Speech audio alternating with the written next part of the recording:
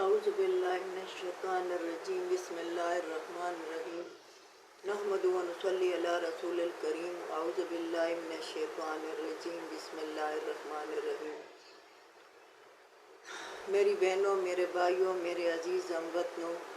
میرے بچوں، مسلم غیر مسلم، قرآن سب کے لیے ہے۔ میں نے کل جو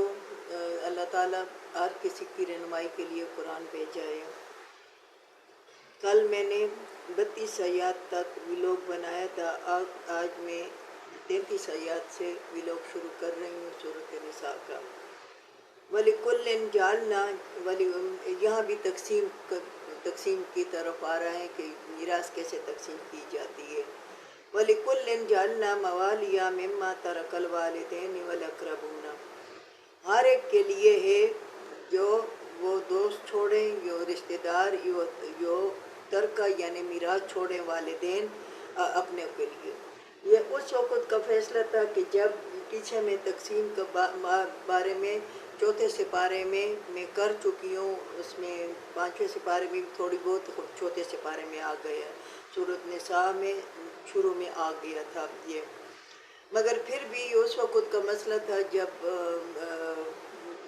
مہاجرین مکہ سے محمد صلی اللہ علیہ وسلم کے ساتھ جو مہاجرین گئے تھے، تو ان کے لیے جو وہ بھائی تھے انصار کے ساتھ، تو اتنے وہ تھے کہ وہ اپنی جائیداد میں بھی اس کو حصے دار بناتے تھے۔ تو اس کے لیے پھر وہ کہتے تھے کہ یعنی جو تمہارے والدین یا تو اس چیز کو ختم کرنے کے لیے، کیونکہ پھر تو قیامت تک ہمسائے یا ملنے ملانے والے وہ جو تھے تو پھر وہ وارث بنتے، مگر اس چیز کو ختم کرنے کے لیے اللہ تعالیٰ نے وراثت کے حصے مقرر کر دیے کہ بیٹے کا کتنا ہے، بیٹی کا کتنا ہے، بہن کا کتنا ہے، بھائی کا کتنا ہے، باپ کا کتنا ہے، ماں کا کتنا ہے، میں پیچھے میں کر چکی ہوں۔ تو اب ادھر یہاں ہے کہ ہر ایک کے لیے ہم نے بنا دیا ہے، جو وہ چھوڑ مرے وہ ترکہ والدین اپنوں کے لیے، تو وہ جو نصیحت کریں اور جو وہ اپنے بچوں کے لیے، والدین کے لیے جو چھوڑ مرے وہ ان پہ تقسیم کرو اس شریعت کے مطابق، قرآن کے مطابق۔ وَالَّذِينَ عَقَدَتْ أَيْمَانُكُمْ فَآتُوهُمْ نَصِيبَهُمْ، وہ جو انہوں نے قسمیں کھائی تھی اس کے ساتھ کہ یعنی یہ مال تمہارا بھی ہے، میرا بھی ہے، اور میں تمہیں دوں گا، یہ میں مرنے تک میں استعمال کروں گا اور پھر تمہیں دوں گا، تو انہوں نے قسمیں دی تھی اور قسمیں وہ کھاتے ہیں کہ ہاں انہوں نے لکھا ہوا نہیں تھا، کیونکہ فی زمانہ میں ریٹن دیکھا جاتا ہے، زبانی فیصلے نہیں ہوتے، اور زبانی فیصلے اسلام میں بھی کمزور تھے۔ مگر پھر بھی وہاں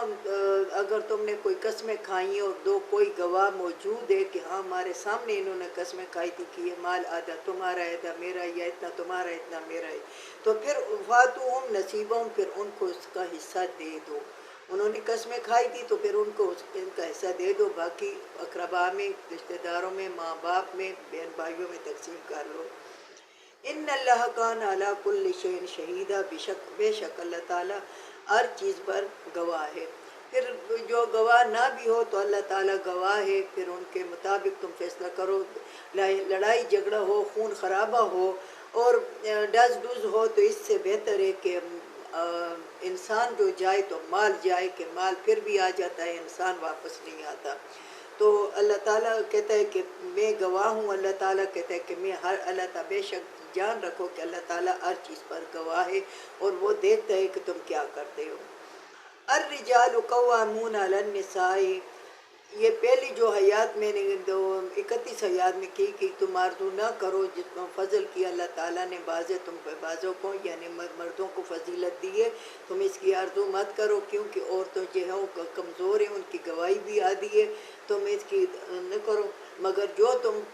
نیکیاں کرتی ہو وہ بھی تمہارے بھی کام آئیں گے، جو نیکیاں مرد کرتے ہیں وہ بھی کام آئیں گے۔ یہاں ان کو پھر اللہ تعالیٰ نے اس طرح اس آیات میں بیان کیا ہے، الرجال قوامون علی النساء بما فضل اللہ، مرد جو ہے حاکم ہے عورتوں پر۔ میری بہنوں، میرے بھائیوں، اگر 20 عورتیں بھی ہوں اور ان پر مرد نہ ہو تو وہی ساری عورتیں ہیں، کمزور ہیں، یہ وہ ہے، मगर मर्द एक हो तो कहते हैं मर्द एक उन पर है, भाई है या बाप है या बेटा है, जो उनकी कफालत कर रहा है, यो करता है, तो फिर लोगों को ज़रा दबाव होता है कि हाँ तो अल्लाह ताला ने मर्दों को हाकिम बनाया है कि मर्द हाकिम है औरतों पर। बिमा फद्दलल्लाहु, वो फजीलत दी अल्लाह ताला ने बाज़हुम अला बाज़, बाज़ तुम पर बाज़ों को, यानी मर्दों को फजीलत दी है औरतों पर। व बिमा अनफ़क़ू मिन अम्वालिहिम, वो जो खर्च करते हैं अपने माल, यानी औरत जो है अपना माल खर्च करके मियाँ हासिल खाउन हासिल नहीं करती, शोहर हासिल नहीं करती, मगर वो मर्द जो है तो उसके लिए वो माल देकर, यानी माल के ज़रिए वो औरत हासिल करेगा। क्योंकि औरत के पास जो वो नहीं है, अगर औरत करेगी तो औरत को ये बुरा भी माना जाएगा हमारे माशरे में भी और खुदा के कानून में भी कि मर्द ख़रीद रही है। और औरत कभी भी ऐसा नहीं हुआ कि मर्द तो मर्द ही तो कहते हैं कि शादी करो, तो कहता है मेरे पास क्या है कि मैं शादी करूं। मर्द को यो गरीब होता है जिसके पास घर नहीं होता, जिसके पास कुछ नहीं होता। तो इसी तरह औरत जो है तो वो अपने लिए खामद शोहर नहीं वो ले सकती, मगर मर्द जो है अपने माल से अपनी बीवियाँ वो ला सकता है, माल खर्च करके मेहर दे कर या ख़रीद कर, या काबलियों में महाजरों में जो है या हमारे कबाइलों में जो बेटियां बेचते हैं या बहनें बेचते हैं, तो इसी तरह वो जो करते हैं तो इसके लिए वो यानी माल खर्च करते हैं। किसके लिए? फ़स्वालिहातु कानितातुन, नेक औरतें ताबेदार,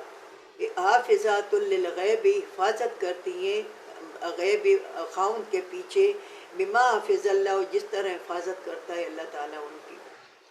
वो कौन सी औरतें लाते हैं? वो औरतें जो नेक हैं और ताबेदार हैं, हिफाजत करती हैं गैब पर, यानी खाउन घर पे नहीं है मगर अपने असमत की, अपने घर की, उसकी दौलत की, उसकी बच्चों की, उसकी हिफाजत करती हैं। बिमा, इस तरह हिफाजत करती, बिमा फिज़ल्लाह, जिस तरह हिफाजत करता है अल्लाह ताला। वल्लती तखाफूना नुशूज़हुन्ना,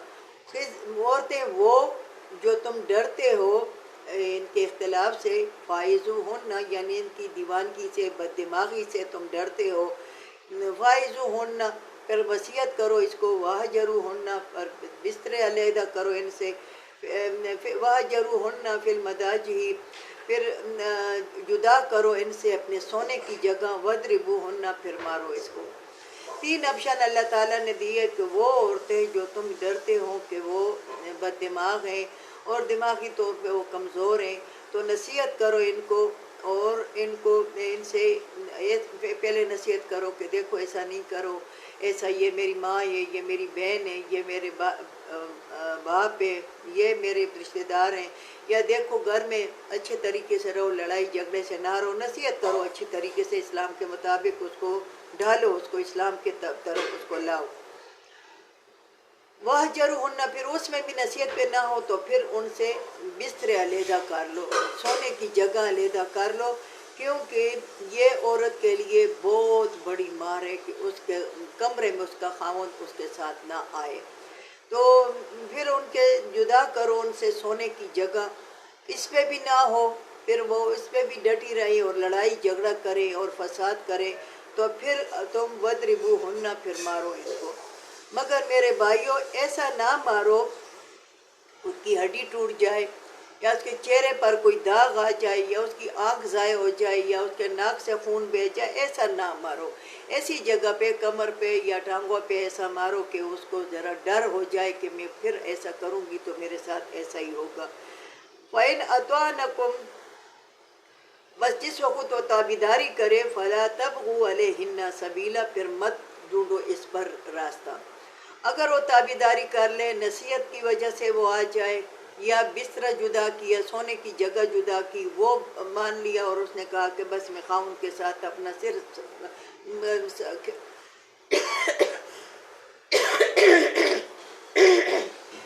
अपना सर नीवा कर ले और कहे कि बस ठीक है मैं खाउन की ताबीदारी करूँगी, या तुम मारते हो, मार की वजह से वो ताबीदारी करे, तो फिर तुम उस पर में ताबीदारी करे, तो फिर उन पर फजूल के रास्ते ना ढूंढो, फजूल की बातें ना वो करो कि तुम ये करती थी और वो करती थी और کرتا تھا یہ نہیں کرو کہ فضول پہ اس پہ بہانے ڈھونڈو، تمہاری مائیں بہنیں بھی بہانے ڈھونڈے اور تمہارے گھر والے بھی باپ اور ماں بھی بہانے ڈھونڈے، یہ پھر نہیں کرو اس کو، پھر اس کو سکھ ہی چھوڑ دو کہ وہ سکھ کی زندگی گزارے۔ ان اللہ کان علیا کبیرہ، بے شک اللہ تعالیٰ بہت بلند ہے، بہت بڑا ہے۔ اللہ تعالیٰ بہت بلند ہے، بہت بڑا ہے، پھر اللہ تعالیٰ اس کو راستے پر لے آئے گا اور اللہ تعالیٰ اس کو صحیح تربیت دے دے گا۔ اللہ تعالیٰ اس کے دل میں خاوند کی اور خاوند کے میں شوہر کی، بہن بھائیوں کی، ماں باپ کی عزت پیدا کر دے گا۔ اللہ تعالیٰ میرے ساتھ بھی ایسا ہی معاملہ کرے۔ اللہ تعالیٰ ہمیں